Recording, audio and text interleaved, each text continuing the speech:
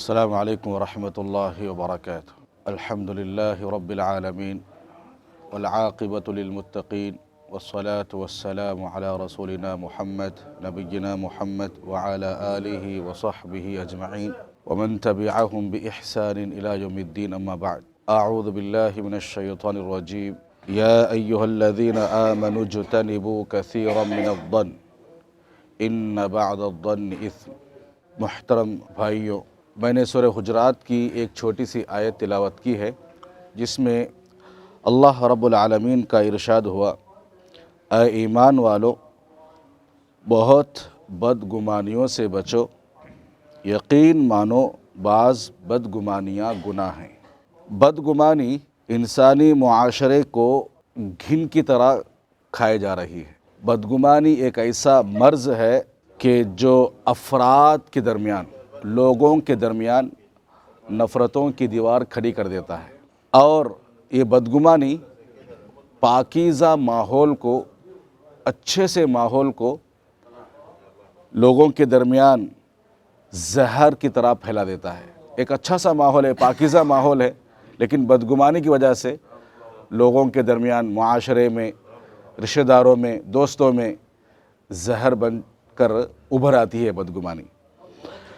اور یہ بدگمانی اگر جس کسی کے پاس بھی ہے، معاشرے میں ہو، انسان کے پاس ہو، تو یہ لمحوں میں کھوکھلا کر کے رکھ دیتی ہے بدگمانی۔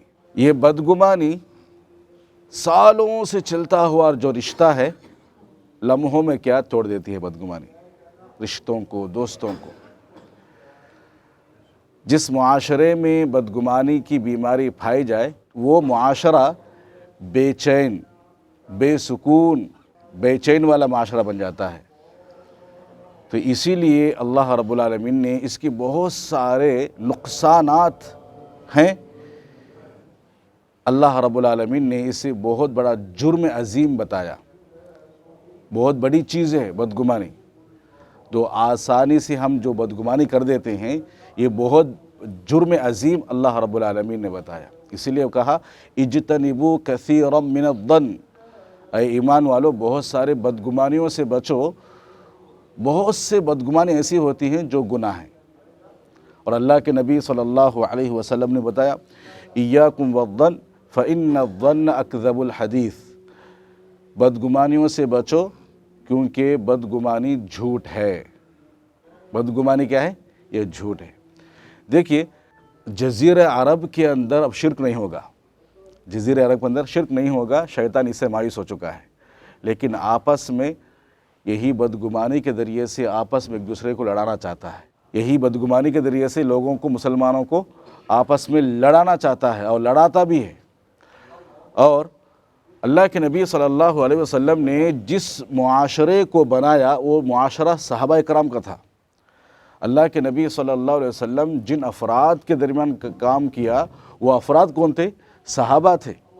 اور شیطان نے صحابہ کرام کے خلاف بھی یہ چال چلی، صحابہ کرام کو بھی بدگمانی کے زیر لانے کی کوشش کی، لیکن وقتاً فوقتاً اللہ کے نبی صلی اللہ علیہ وسلم نے صحابہ کرام کو تربیت کی، نے تعلیم دی کہ بدگمانی نہیں ہونی چاہیے۔ دیکھیے، صحیح مسلم کی روایت ہے، حضرت عائشہ صدیقہ بنت صدیق رضی اللہ عنہ فرماتی ہیں، اللہ کے نبی صلی اللہ علیہ وسلم ایک مرتبہ میرے گھر آئے، رات کا وقت تھا، اور تھوڑی دیر کے بعد بستر سے اٹھ کر چلے گئے۔ جیسے اللہ کے نبی صلی اللہ علیہ وسلم اپنے گھر سے نکلے، میں بھی ان کے پیچھے ہو لی، یہاں تک کہ اللہ کے نبی صلی اللہ علیہ وسلم قبرستان پہنچے، وہاں کے مدفون جو مسلمان ہیں ان کے حق میں دعائیں کرنے لگے۔ اور جیسے اللہ کے نبی صلی اللہ علیہ وسلم دعا ختم کر کے واپس ہو رہے تھے، تو میں سمجھ گئی وہ اللہ کے نبی لوٹنے والے ہیں، تو میں بھاگتے ہوئے، دوڑتے ہوئے اپنے گھر پہنچی اور اپنے بستر پر لیٹ گئی۔ دوڑتے ہوئے، بھاگتے ہوئے آنے کی وجہ سے میری سانس پھول رہی تھی، اور اللہ کے نبی صلی اللہ علیہ وسلم سمجھ گئے کہ عائشہ میرے بارے میں بدگمانی میں مبتلا ہے۔ اللہ کے نبی صلی اللہ علیہ وسلم نے کہا اظننت ان یحیف اللہ علیک ورسولہ، اے عائشہ، اللہ اور اس کے رسول تیرے حق میں کوئی کوتاہی کریں گے؟ تم ایسا سمجھتی ہو؟ تو پھر بعد میں اللہ کے نبی صلی اللہ علیہ وسلم نے وہیں تک نہیں چھوڑا، بعد میں صفائی پیش کیا۔ کیا کہا؟ میں بستر پہ لیٹا ہوا تھا، حضرت جبریل آئے اور مجھے حکم ملا کہ باقی کے جو مدفون مسلمان ہیں ان کے حق میں دعا کیجیے، تو میں یہاں سے اٹھ کر چلا گیا۔ تو یہ بدگمانی اللہ کے نبی صلی اللہ علیہ وسلم نے وہاں دور کیا۔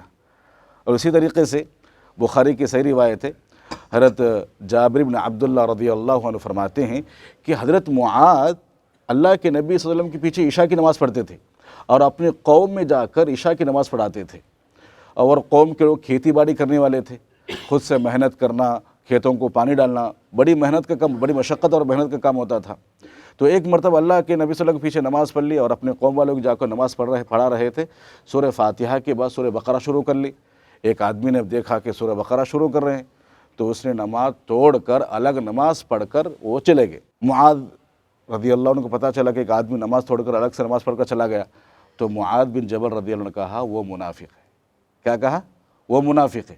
اس صحابی کو پتہ چلا کہ حضرت معاذ نے مجھے منافق کہا، تو اللہ کے نبی صلی اللہ علیہ وسلم کو جا کر شکایت لگے، کہا کہ اللہ کے نبی ہم اپنے ہاتھوں سے کھیتوں کو سیراب کرتے ہیں، پانی سینچتے ہیں، محنت کرتے ہیں، بڑی دقت ہوتی ہے، اور شام کو تھکے ماندے ہم آتے ہیں، اور یہ معاذ ہمیں نماز پڑھاتے ہیں، اور کل اس نے سورہ فاتحہ کے بعد سورہ بقرہ کی تلاوت کر لی، تو میں نے نماز توڑ کر نماز پڑھ کر چلا گیا، تو اس نے منافق کہا۔ تو اللہ کے نبی صلی اللہ علیہ وسلم نے معاذ بن جبل رضی اللہ عنہ کو ڈانٹا، افتان انت، تم لمبی لمبی قرات کر کے لوگوں کو فتنے میں ڈالنا چاہتے ہو؟